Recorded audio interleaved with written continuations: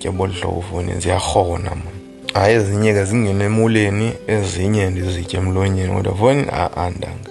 Uthatha libe kanye ube kabini wenele ubombaye kwanele. Ukuxa zikhona hlobo ziyakrwitsha fondini news.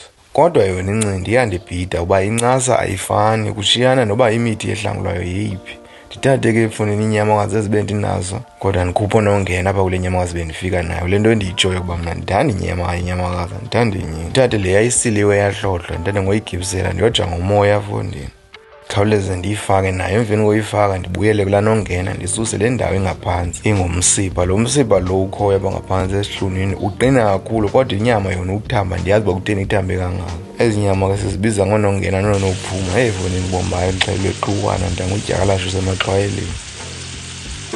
Ndifikile nasesibindi ndasilungiselela kamanqathi bendinawo aye ngomsila webhesi ngoko bendinawo ngongo ndadibanisa nawo yadibana ke yalundelana emehlweni bentle emlonyeni silikhuni